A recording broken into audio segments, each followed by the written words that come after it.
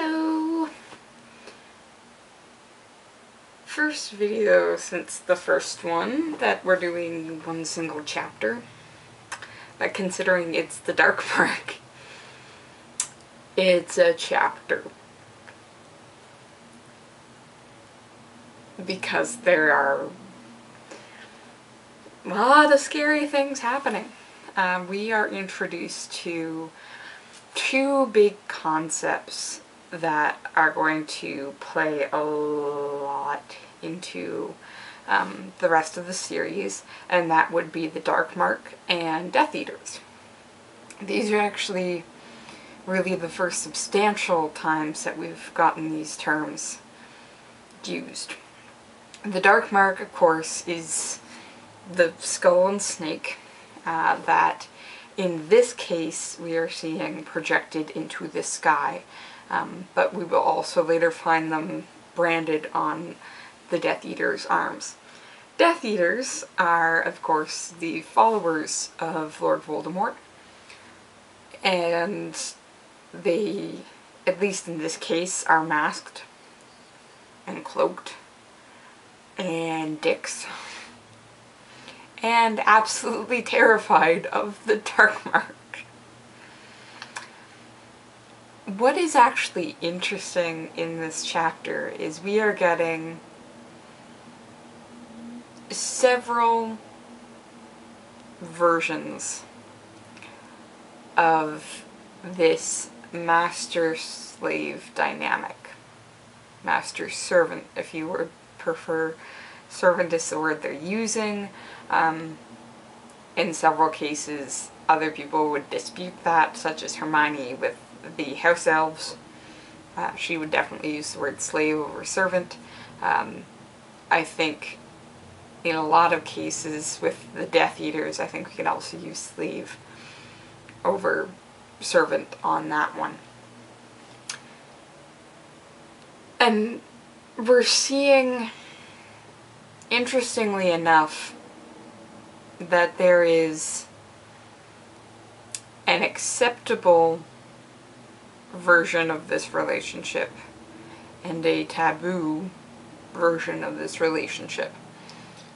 The House Elf wizard and the Death Eater Voldemort are our two major versions. And coming out of this is a set of parallels of how these things are actually so close together, but one is very viciously rejected and the other is surprisingly well accepted. With a house elf and a wizard, the house elf is bound to do whatever the wizard tells them to. I'm using wizard here and not wizard/witch. I'm consolidating them. You're mainly using wizard right now because it has been wizards that we've seen interacting with house elves. We have yet to see a direct relationship between a witch and a house elf, like we're going to see with Hermione. But a wizard is in command. The house elf obeys, even if the house elf does not want to. And disobedience results in termination of position, which is something the elves have been taught is very terrible. From what Winky said, wanting to serve is the whole point of the house elf, and not being able to is a problem. There have been a lot of theories about whether or not relationships to wizards are actually necessary for elves to survive, and if Dobby's just an outlier, because we're really going to see Winky go downhill from here in how she can handle things. But we also know, having read the series before, that your treatment of a house elf makes a big difference. If you're a dick to the house elf, that elf might be a dick back, like Crutcher. Might just spiral utterly out of control and into depression with Winky, or actively try and work against you, like Dobby. Which is actively working against you with Crutcher too. So when we get to that point, I'm going to have some issues to talk with Sirius about. This, in every case that we've seen up to this point, has not been a healthy relationship. It has been a very toxic relationship, particularly towards the house elves, simply because they are the ones with less power in this situation. Dobby and Crutcher and the other house elves are certainly going to prove by the end of the series that they actually have a lot more power and they've been deeply underestimated. But in this situation, Winky doesn't have a lot of options. And that invisible force pulling her, of course, is Barty Crouch Jr., who, in all likelihood, has also been stunned and is still disillusioned, and that's why Crouch Sr. goes into the wooded area. And it's also why, like, he straight up, while protecting Winky from Amos, like, dismisses her, does the worst thing that he could do to this poor elf. He protects himself in that case, and not her. Which is how you know this is a really bad relationship. This is not a leader of a group. This is definitely a boss and his workers. And even worse, it's a master and his slave/servant. He has all control in this moment, and he is rejecting her for failure to obey him, despite the fact that he knows full well that she was forced to disobey him. He has more information in this situation than everyone else does, and Hermione's looking at it going, like, she's scared of heights. She must have been terrified. Of course she wanted to run. And in fact, she was trying to obey him, and he knows that. Yet somehow this is perfectly okay. There are some people who disagree with it, Hermione being most vocal in this moment, but Arthur does say he agrees with her on some points. There are some people who don't understand it deeply enough, foreseeing one of Ron's prejudices here towards the house elves, but Ron's actually going to get educated by the end of all this. After the Battle of Hogwarts, Ron is the one concerned about the safety of the house elves. Whether they should be alerted and included. They have every right to fight for the home as much as we're fighting for our home. But right now, this is just something in his society that he's been taught is normal enough that he's not looking at it. Or rather, he's not willing to look at it. The Wizarding Society has shown a rather terrifying tendency to create blind spots for themselves, simply because they don't want to see what is happening. If there is something that is disagreeable happening, they're willing to blame everybody in creating this false thing or telling lies, as the case will be with Harry and the return of Voldemort. Everything to be able to avoid having to say, yes, there is this terrible thing and we have to do something about it. Ron doesn't know what to do in this case, so he's right now actively trying to act like there's not a problem. Hermione, on the other hand, sees a problem and decides to actively work to change it. She's going to make a few hiccups along the way, but all progress has hiccups.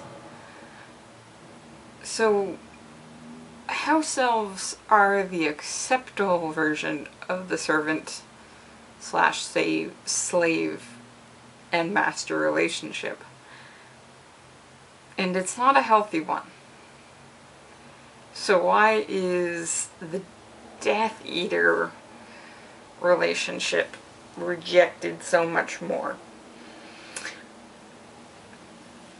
Especially since in a lot of the cases it does seem to be a willing relationship that they've inserted themselves into.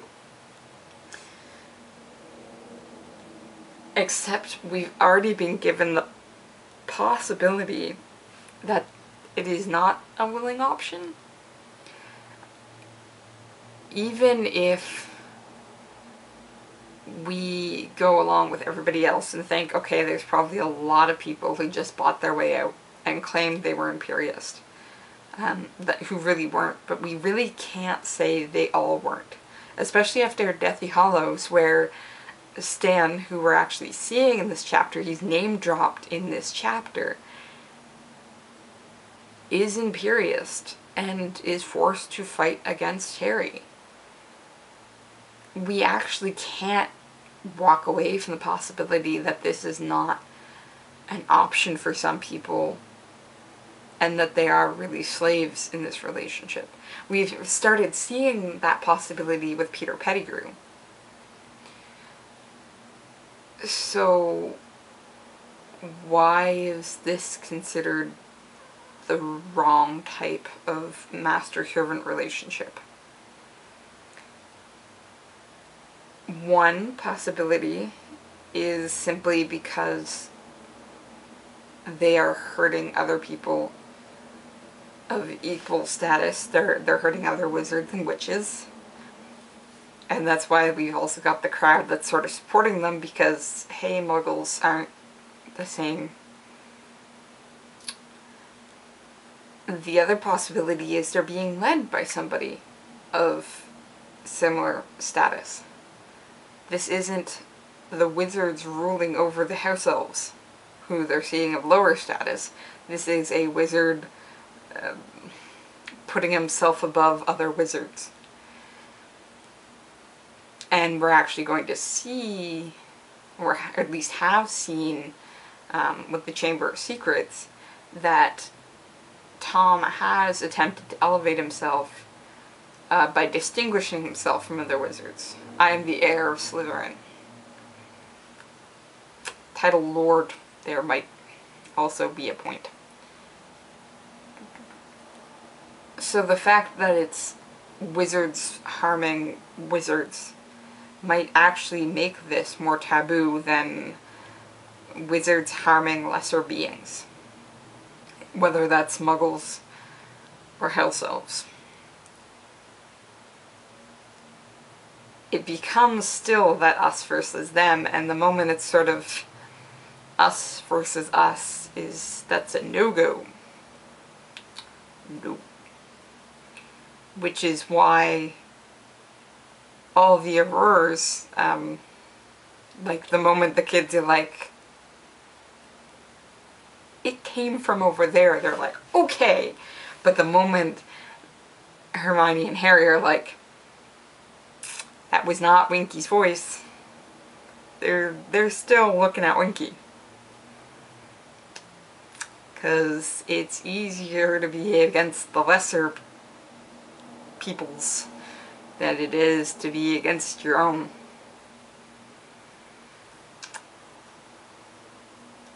Maybe that's why Crouch is still so willing to blame the kids, even when the other Aurors are like, okay, so it's coming from over there.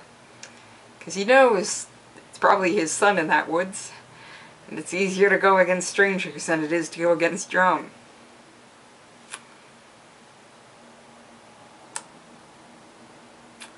This chapter makes me feel uncomfortable. Because there aren't any healthy relationships here. I'm going to finish this off, read a statement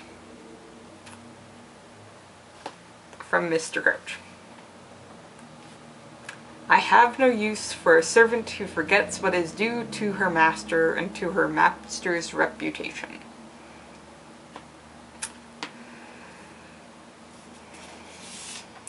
This runs in the Crouch family. Wonder if Crouch Senior's figured that out yet. Where do you think Crouch Junior's learned to give due where due is needed? Mr. Crouch thinks he is the master in this situation. And it's okay if he's the master. But it's not okay if anybody else is. So what we actually have here is Crouch Senior, Crouch Junior. One is somehow oddly acceptable, the other is oddly taboo.